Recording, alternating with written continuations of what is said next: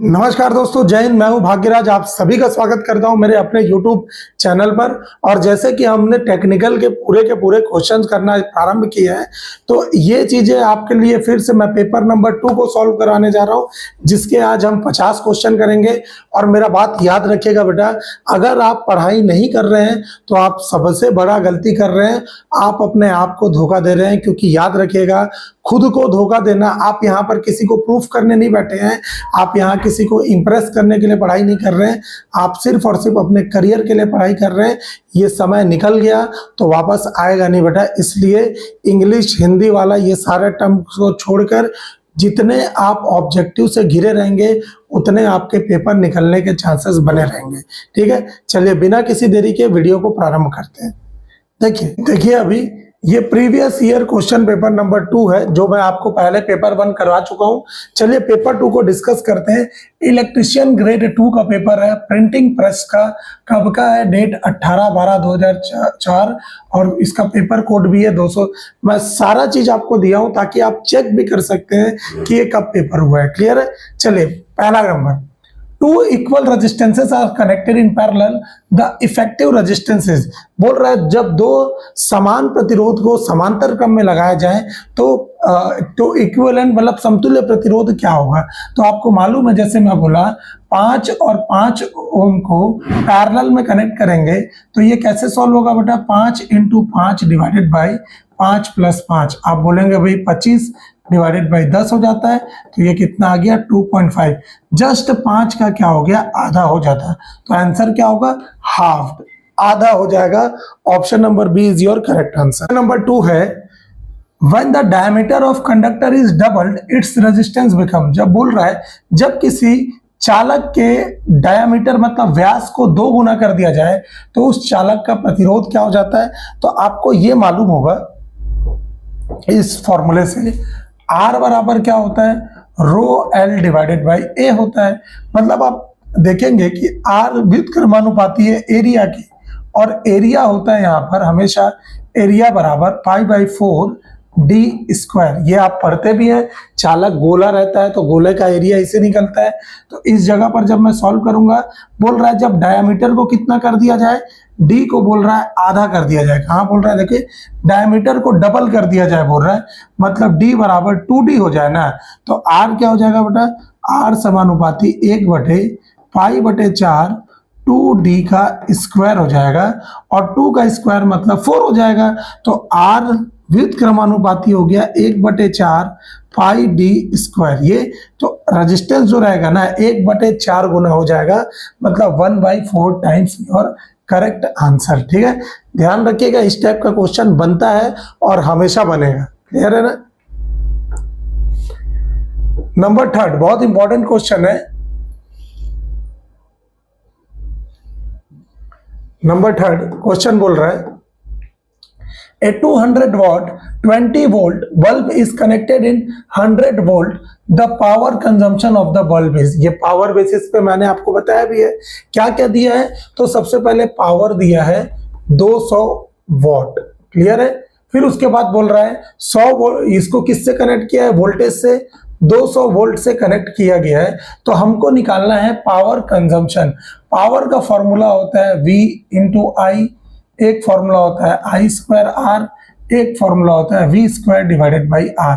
हम यहाँ पर क्या है, हमको कोई भी I का टर्म नहीं दिया है, हमको V दिया है, पावर दिया है। तो हम कोशिश करते हैं भाई ये वाला फॉर्मूला लगाने का।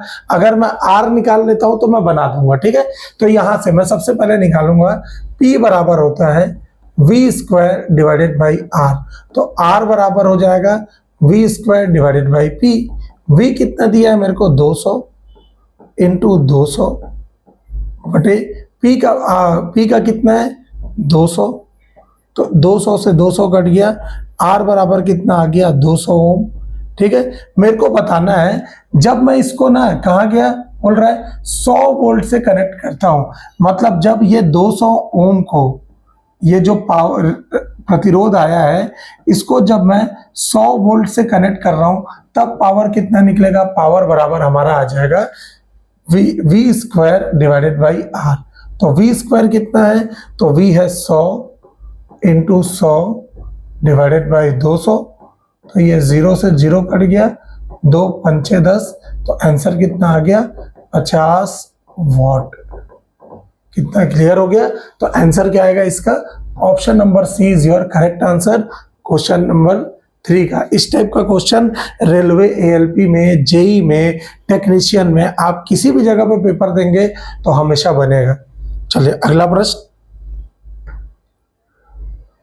देखिए। अगला क्वेश्चन बोल रहा है a material having more free electron is called. एक ऐसा पदार्थ जिसमें सर्वाधिक मुक्त इलेक्ट्रॉनों की संख्या होती है, तो वो क्या होता है? जिसमें मुक्त इलेक्ट्रॉनों की संख्या होती है तो वो पदार्थ होता है चालक, कंडक्टर। इंसुलेटर में मुक्त इलेक्ट्रॉनों की संख्या 0 होती है, सेमीकंडक्टर में मध्यम लेवल की होती है, मध्यम, ठीक है ना? तो ये क्या हो जाएगा? Conductor, your correct answer. 5वां नंबर है a material motor work in. एक जो पदार्थ है मोटर, वो किस में काम करता है? तो एक मोटर सिंगल फेस एसी भी हो सकता है और डीसी भी हो सकता है। Option number C is your correct answer. Clear है? In a circuit DC circuit is, ये जो क्वेश्चन बोलने का मतलब है, ये ऐसा आपको बोल रहा है कि इसमें से कौन सा क्वेश्चन, ये प्रश्न है बोल रहा है जो डीसी सर्किट में ही अवेलेबल होता है, बाकी और किसी डीसी में आप बाकी और तीनों में से कोई ऑप्शन नहीं सुनेंगे। तो डीसी सर्किट में हमेशा प्रतिरोध होता है बेटा, ध्यान रखिएगा। इम्पीडेंस एसी में आता है जिसका यूनिट ओम होता है, जेड से दिखाते हैं। पावर फैक्टर भी एसी में आता है, cos फाई से दिखाते हैं। और फॉर्म फैक्टर भी एसी में आता है जिसका आंसर 1.11 आता है। क्लियर हो रहा है? तो ऐसा करके पढ़ना है। नेक्स्ट बोल रहा है an arc lamp works in. एक आर्क लैंप किस में काम करता है? Single phase AC, 3 phase AC, AC and AC या डीसी ओनली? तो एक arc lamp single phase AC में काम करता है। क्लियर है? ध्यान रखिएगा। अगला क्वेश्चन है the starter used for 3 HP 3 face motor is. एक 3 HP 3 फेस मोटर के लिए मैं कौन सा स्टार्टर यूज करूंगा? तो direct online starter, star delta starter, 3 point starter, 4 point starter. तो आप ध्यान रखिएगा 3 point starter DC shunt motor के लिए यूज करते हैं, ठीक है ना? 4 पॉइंट स्टार्टर शंट और कंपाउंड दोनों के लिए यूज कर सकते हैं, शंट और कंपाउंड। 2 पॉइंट स्टार्टर जो रहेगा वो किसके लिए होता है? सीरीज मोटर के लिए। स्टार डेल्टा स्टार्टर होगा जो 3 फेस मोटर के लिए यूज करते हैं। और सिंगल फेस मोटर अगर बोलता तो सिंगल फेस मोटर के लिए मैं क्या करता? डायरेक्ट। मेरे को बोला है 3 फेस मोटर 3 HP में, तो ये star delta starter is your correct answer. अगला क्वेश्चन है the ratio of RMS value to the average value is. एक आरएमएस वैल्यू, ये आरएमएस वैल्यू और एवरेज वैल्यू का अनुपात क्या कहलाता है? तो हमेशा इनका अनुपात कहलाता है फॉर्म फैक्टर। कहा गया? इसका हमेशा अनुपात कहलाता है फॉर्म फैक्टर। ये फॉर्म फैक्टर, पावर फैक्टर होता है cos फाई, R/Z से दर्शाते हैं इसको। डाइवर्सिटी फैक्टर पावर सिस्टम में आता है जो कि ऊर्जा, एनर्जी कितनी महंगी है, सस्ती है, इसके बारे में जानकारी देता है। क्लियर है? The function of a capacitor used in capacitor start motor is.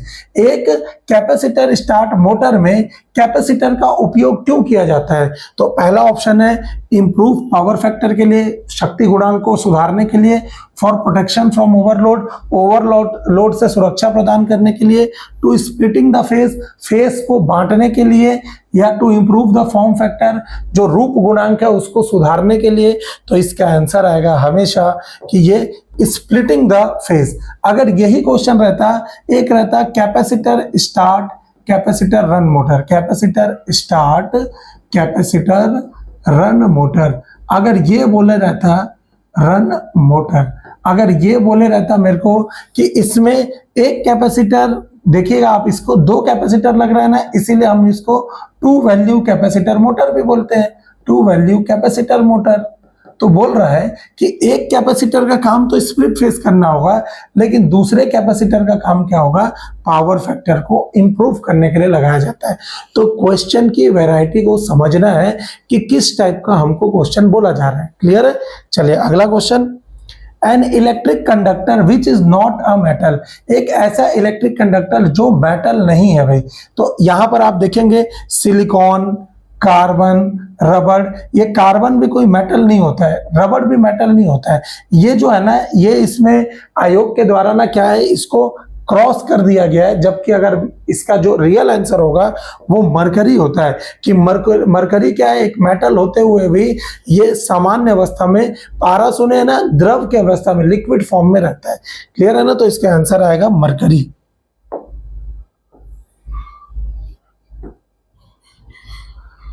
अगला क्वेश्चन है, the specification of ceiling fan is expressed in.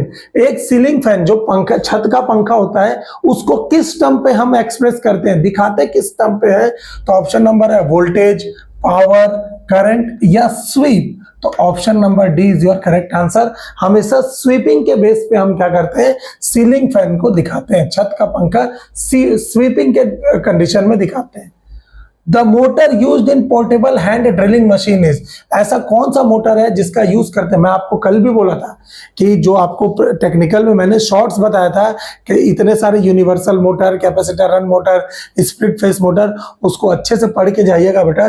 बोल रहा है पोर्टेबल हैंड ड्रिलिंग मशीन में कौन सा मोटर यूज होता है? कैपेसिटर स्टार्ट मोटर नहीं होता है, शेडेड पोल मोटर नहीं होता है, सिंक्रोनस मोटर नहीं रहता है। Option number B is your correct answer. Universal motor ही इस जगह पर उपयोग किया जाता है। 1 unit energy is the energy consumed by, ये ट्रिपल स्टार में रखिएगा इस क्वेश्चन को। 1 यूनिट किसको बोलते हैं? 1 यूनिट एनर्जी होता है हमेशा किलोवाट आवर। और मैं आपको बार बार बताया हूं कि एनर्जी मीटर किस प्रकार का मीटर होता है? तो एनर्जी मीटर होता है जिसमें पावर इंटू टाइम दोनों का होता है। ये एक इंटीग्रेटिंग इंस्ट्रूमेंट होता है, समाकलित यंत्र होता है, इंटीग्रेटिंग इंस्ट्रूमेंट। ठीक है ना? तो ये बोल रहा है 100 watt bulb work in 10 hour, 1 kilowatt heater work in 1 hour, 1000 watt bulb is work in 1 hour, या all of the above.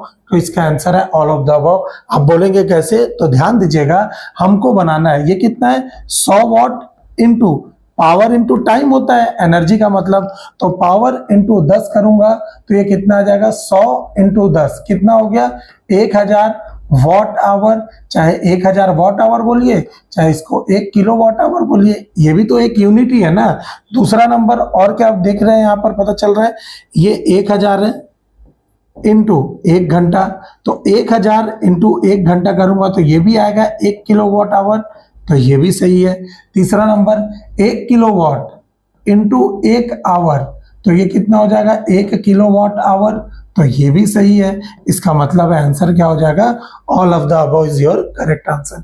Clear हो रहा है? ये सब क्वेश्चन को ऐसे बनाना है बेटा, ये सब ना रिपीटेड होगा क्वेश्चन, याद रखिएगा। अगर आपको ये सारा क्वेश्चन करना है तो मैं राजंस कैरियर प्राइवेट लिमिटेड, जो कि यहाँ पर बहुत फेमस है, टेक्निकल का फैकल्टी हूँ, आप आइएगा, मेरा आपसे मुलाकात वहीं होगा। तो आइए, वहाँ पर नया नया बैच चालू हो रहा है हमेशा, तो उस जगह पर आप पढ़ेंगे, आपको बहुत अच्छा लगेगा। क्लियर है? आप आइए, मुलाकात होगा वहीं। अगला क्वेश्चन बोल रहा है slow and continuous rotation of aluminium disc and energy meter when pressure coil alone energise is called. बोल रहा है जब किसी एनर्जी मीटर का जो एल्यूमिनियम डिस्क का जो प्रेशर कॉइल होता है, जो दाब वाली कुंडली होती है, जब एनर्जाइज हो जाता है, इसका मतलब है कि भाई उसमें वोल्टेज सा करंट जा ही नहीं रहा है, फिर भी आपका बिल आ रहा है, आपका एल्यूमिनियम डिस्क घूम रहा है। आजकल तो सब डिजिटल हो गया है, पहले जो एनर्जी मीटर होता था उसमें कॉइल लगे रहता था, ऐसे ऐसे घूमता था, वो जितना घूमता था वही क्या होता था, आपका बिजली बिल देता था। तो उसी को रोकने के लिए लोग क्या करते थे, नेगेटिव लगा देते थे, मैग्नेट लगा देते थे ताकि वो घूमे ना। तो वही बोल रहा है कि जब सप्लाई नहीं भी दे रहे फिर भी आपका वो जो रोटेशन है वो हो रहा है, और रोटेशन हो रहा है मतलब आपका बिजली का बिल आ रहा है। तो इस प्रक्रिया को क्या बोलते हैं? तो ऑप्शन नंबर 1 मैग्नेटिक एरर, नहीं भाई ये नहीं होता है। मैकेनिकल एरर, ये भी नहीं होगा। Error due to low power break magnet, ये भी नहीं होगा। इसे कहा जाता है क्रीपिंग एरर। क्रीपिंग वर्ड बहुत इंपॉर्टेंट है। क्रीपिंग का मतलब ये होता है जब बिना सप्लाई के आपका चीजें काम करना चालू हो गया। क्लियर है? इन high current machine the winding used is. High current machine के लिए मैं कौन सा वाइंडिंग यूज करूंगा? Lap winding, wave winding, damper winding. अच्छा, लैप वाइंडिंग 2 बार आ गया है ना, तो इसको एक काम करिएगा, ये वाले 2 बार हो गया ना, तो एक को अपन सुधार लेते हैं, एक को हम अपने से लिख लेते हैं डिस्ट्रीब्यूटेड वाइंडिंग, ऐसे लिख लीजिएगा, एक को आप अपने से लिख लीजिएगा, distributed winding.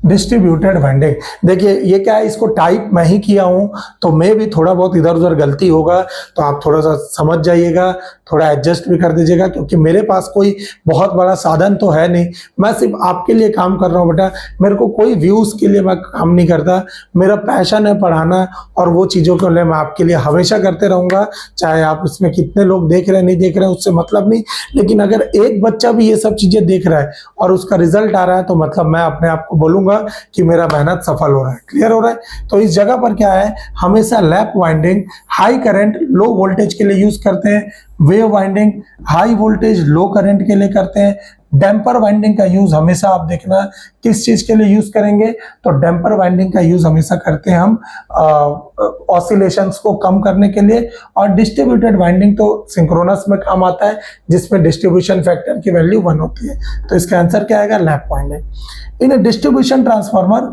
The secondary winding is connected in, देखिए प्रीवियस पेपर 1 में भी ये क्वेश्चन आया था, मैं आपको बार बार बोल रहा हूं कि ट्रांसफार्मर में एक होगा पावर ट्रांसफार्मर, तो पावर ट्रांसफार्मर का अगर मैं बात करूं तो पावर ट्रांसफार्मर में जो कनेक्शन होता है ना, वो कनेक्शन होता है स्टार डेल्टा का, प्राइमरी स्टार में सेकेंडरी डेल्टा में, लेकिन जो डिस्ट्रीब्यूशन ट्रांसफार्मर होता है, डिस्ट्रीब्यूशन ट्रांसफार्मर, वो हमेशा उसका कनेक्शन होता है डेल्टा स्टार, प्राइमरी डेल्टा में सेकेंडरी स्टार में कनेक्ट होता है, ध्यान रखिएगा इसको।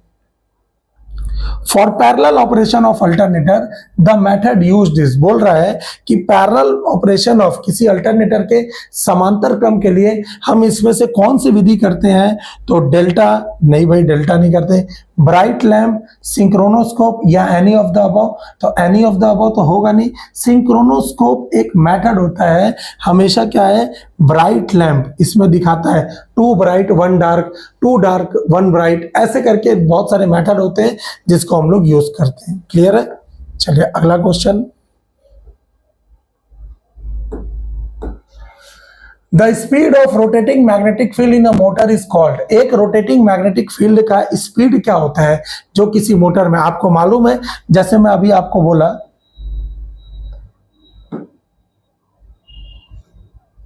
कि जैसे ये एक इंडक्शन मोटर है, इस पे ना मैं जैसे ही 3 फेज सप्लाई देता हूं ना, 3 फेज एसी सप्लाई दूंगा, तो ये क्या हो जाएगा, इसके अंदर ना एक रोटेटिंग मैग्नेटिक फील्ड जनरेट हो जाता है, ऐसा एक रोटेटिंग मैग्नेटिक फील्ड जनरेट हो जाता है जो कि क्लॉकवाइज डायरेक्शन पर सिंक्रोनस स्पीड से घूमता है, सिंक्रोनस स्पीड, सिंक्रोनस स्पीड का मतलब होता है ns, तो यही रोटेटिंग मैग्नेटिक फील्ड का मेरे को पूछ रहा है कि इसका स्पीड क्या होगा, तो हमेशा सिंक्रोनस स्पीड होता है, फिर यही अंदर रोटर में उपस्थित कंडक्टर को कट करता है, जिसके कारण रोटर में एक सेल्फ मैग्नेटिक फील्ड जनरेट होता है जो कि इस सिंक्रोनस स्पीड को क्या करता है, अपोज करता है, उसी को हम बोलते हैं रिलेटिव स्पीड, और उसी से हमारा स्लिप स्पीड भी आता है, क्लियर हो रहा है।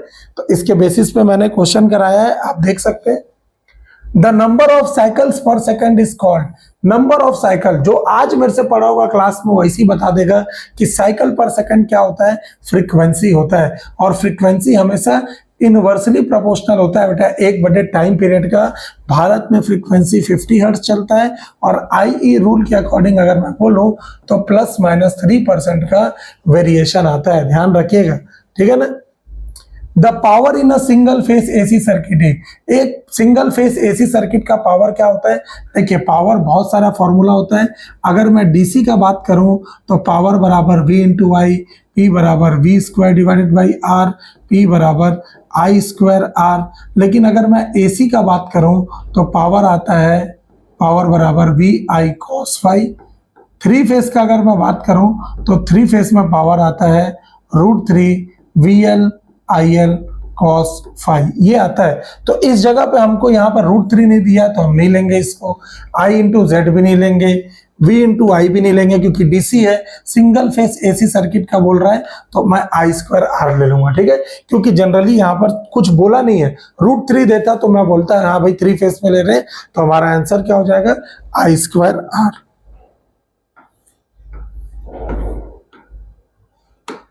चलिए अगला question, the unit of inductive reactance, आपको मालूम है इंडक्टिव रिएक्टेंस एक्सएल होता है 2 पाई एफएल, है ना, जो डायरेक्टली फ्रीक्वेंसी के समानुपाती होता है, आवृत्ति के समानुपाती होता है। और जो इसका यूनिट होगा ना हमेशा ओम होता है, चाहे इंपिडेंस हो, जेड को बोलते हैं प्रतिबाधा, इंपिडेंस इसका भी यूनिट होता है ओम, रिएक्टेंस का यूनिट जिसको बोलते हैं प्रतिघात, रिएक्टेंस को बोलते हैं प्रतिघात, इसका भी यूनिट होता है ओम।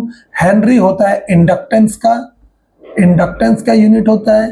फैराड होता है कैपेसिटेंस का, धारिता का जिसको बोला जाता है, कैपेसिटेंस का यूनिट होता है। और जो मो होता है वो कंडक्टेंस का होता है, चालकता का यूनिट होता है, चालकता। रेजिस्टेंस का व्युत्क्रमानुपाती होता है कंडक्टेंस, ठीक है।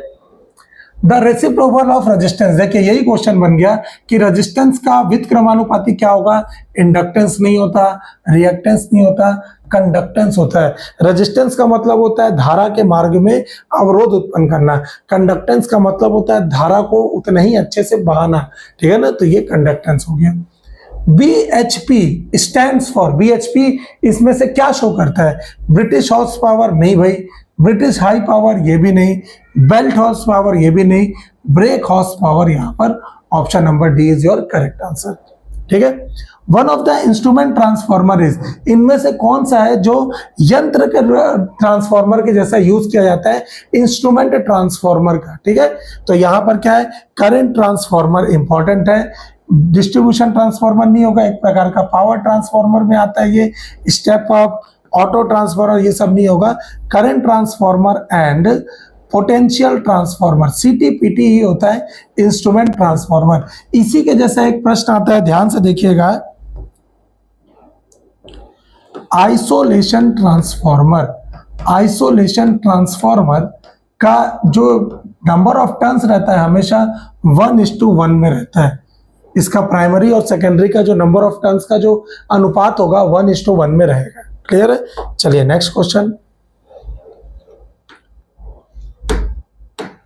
डैम्पर वाइंडिंग, सिंक्रोनस मोटर में पढ़ते हैं कि ये सिंक्रोनस मोटर में क्यों यूज किया जाता है, तो डैम्पर वाइंडिंग सिंक्रोनस जनरेटर में भी यूज करते हैं, मोटर में भी करते हैं। सिंक्रोनस मोटर में अगर बात करूंगा ना तो ये हमेशा क्या करेगा, सेल्फ स्टार्टिंग बनने के लिए मैं डैम्पर वाइंडिंग यूज करता हूं।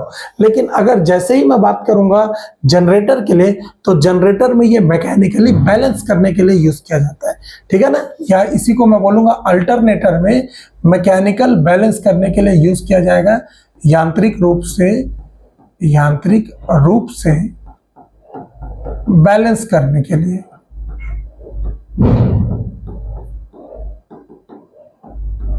यूज किया जाता है।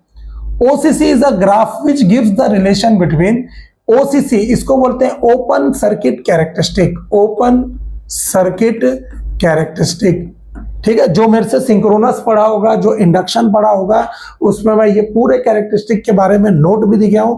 अगर आपको नहीं है पता तो मुझे कमेंट सेक्शन में जरूर बताइएगा, मैं क्वेश्चन नंबर 27 का आपको एक शॉर्ट नोट्स दे दूंगा, शॉर्ट्स के माध्यम से, उससे एक क्वेश्चन आपके हर एग्जाम में आएगा बेटा, ध्यान रखिएगा। तो इस जगह पे OCC कर्व जो रहता है हमेशा नो लोड EMF और फील्ड करंट के बीच में बनता है, क्लियर हो रहा है, तो ये ध्यान रखिएगा।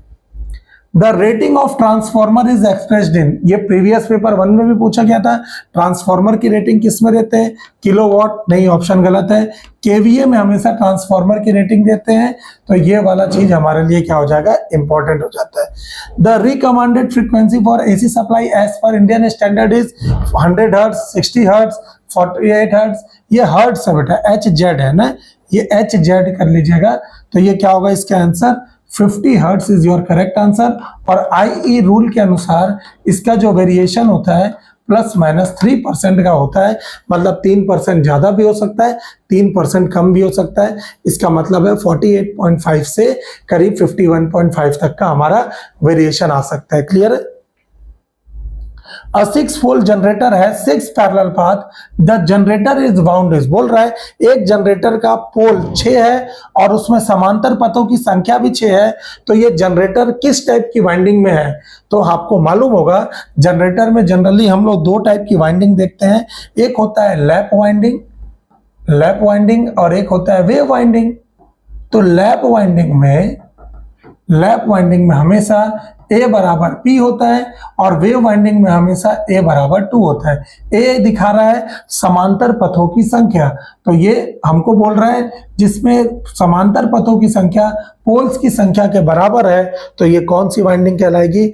लैप वाइंडिंग है। Option number A is your correct answer. 31 number, the cheapest power plant in operation and maintenance. ऐसा कौन सा पावर प्लांट है जिसका ऑपरेशन भी सस्ता होता है और उसका मेंटेनेंस भी बहुत लो मेंटेनेंस रहता है? तो ध्यान रखिएगा, हमेशा हाइड्रो इलेक्ट्रिक पावर प्लांट ही क्या होगा, इसका ऑपरेशन और मेंटेनेंस बहुत सस्ता होता है, लेकिन इसका इनिशियल कॉस्ट सबसे ज्यादा होता है। बेटा ध्यान रखिएगा, हाई या हाईएस्ट इनिशियल कॉस्ट, ठीक है। जो प्रारंभिक लागत होता है ना एक हाइड्रो इलेक्ट्रिक पावर प्लांट का, बहुत ज्यादा होता है, क्योंकि आप खुद ही देखेंगे वो बड़ी सी जमीन को सरकार लेता है, तो नदी, एक पूरे नदी को लेना मतलब समझ रहे हो कितना पैसा लगता है। तो यही वाला हाईएस्ट पावर प्लांट में आता है, ठीक है, हाईएस्ट इनिशियल कॉस्ट। और ये सबसे घटिया टाइप का कौन सा है? तो ये है डीजल, जिसका हम लोग सबसे कम 0.91% यूज करते हैं और सबसे ज्यादा रनिंग कॉस्ट, इसको बोलते हैं highest running cost. Highest running cost इसी का रहता है, ठीक है ना, ध्यान रखिएगा। हमिंग, आपको मालूम है हमिंग किस में होता है? तो एक ट्रांसफॉर्मर में हमिंग का साउंड क्या होता है? जैसे मैं बोला कि ये ट्रांसफॉर्मर की, मान लीजिए ऐसे वाइंडिंग बना रहा हूं मैं, ऐसे बनाते हैं, इसमें प्राइमरी ऐसे ऐसे वाइंडिंग लगा दिए, ठीक है। जब ये वाइंडिंग लगाता हूं ना, जैसे मान लीजिए ये वाइंडिंग करते वक्त ये जो है ना, ये जो मेरा जो तार है, जो कॉपर का वायर है, ये ट्रांसफॉर्मर में प्रॉपरली ऐसे बंच ना हो। बंच का मतलब होता है स्टैगर्ड, ऐसे एकदम टाइटली लगे रहना चाहिए। अगर थोड़ा भी वो ढीला हुआ ना, तो थोड़ा भी ढीले होने से क्या होता है, उसमें एयर गैप आ जाता है और ट्रांसफॉर्मर में एक ना धीमी नॉइस जनरेट हो जाता है, इसी ऐसे बजता है, उसी को हम लोग बोलते हैं हमिंग। तो ये क्या है, ट्रांसफॉर्मर में हमिंग हो रहा है, डिस्ट्रीब्यूशन ट्रांसफॉर्मर में। तो ये किसके कारण होता है? तो ये पहला नंबर है, working in is due to, किसके कारण होगा? Core loss? नहीं भाई, magnetic loss, vibration of core, lack of oil. तो हमेशा वाइब्रेशन ऑफ कोर, कोर के वाइब्रेशन के कारण ही ये हमिंग का साउंड आता है। क्लियर है?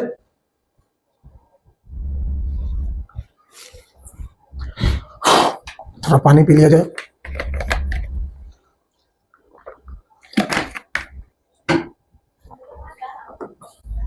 चलिए नेक्स्ट नंबर,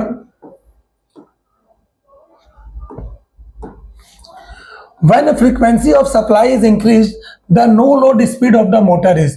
बोल रहा है भाई जब फ्रीक्वेंसी ऑफ सप्लाई को बढ़ा दिया जाए, सप्लाई के फ्रीक्वेंसी को बढ़ा दिया जाए, तो नो लोड स्पीड क्या होगा? नो लोड स्पीड क्या होगा? इंक्रीज होगा, डिक्रीज होगा, या कोई परिवर्तन नहीं होगा, या लैक ऑफ ऑयल होगा? तो इसका आंसर है नॉट चेंज में। इसमें कोई मोटर स्पीड में कोई भी फर्क नहीं आएगा, ठीक है ना, क्योंकि स्पीड होता है ns minus nr divided by ns। हमको बोल रहा है तो हम सिंक्रोनस स्पीड का ही मान के चलेंगे, ठीक है। तो इसमें स्पीड में कोई फर्क नहीं पड़ेगा। दूसरा नंबर, अगला क्वेश्चन है, in a synchronous motor load is increased gradually then is speed. क्या होगा अगर सिंक्रोनस मोटर में लोड को बढ़ा देंगे तो क्या होगा स्पीड? तो भी इसमें भी नॉट चेंज आएगा, ठीक है ना। 35 number, for the protection of energy meter the fuse provided is. किस टाइप का फ्यूज मैं यूज करता हूं? Cut out phase? नहीं, ये नहीं करते। Neutral link? ये भी नहीं करते।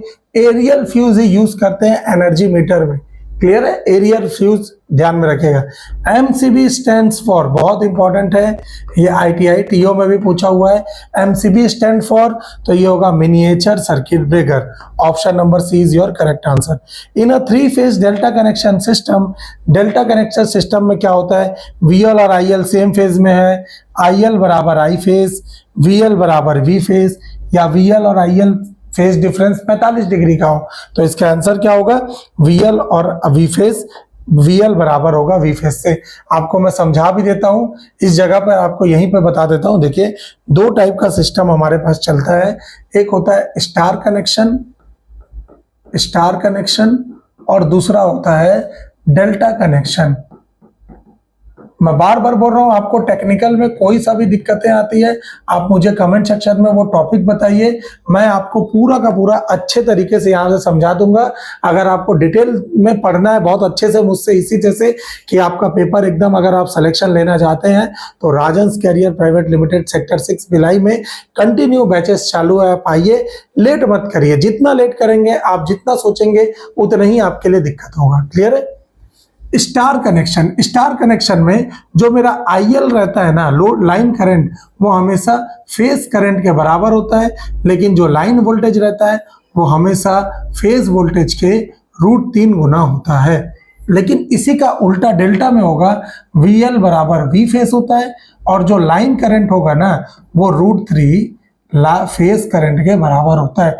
ये अगर आप इतना भी याद रखते हैं ना तो आपसे बहुत सारे क्वेश्चंस बन जाएंगे। क्लियर है? चलिए 38 नंबर क्वेश्चन।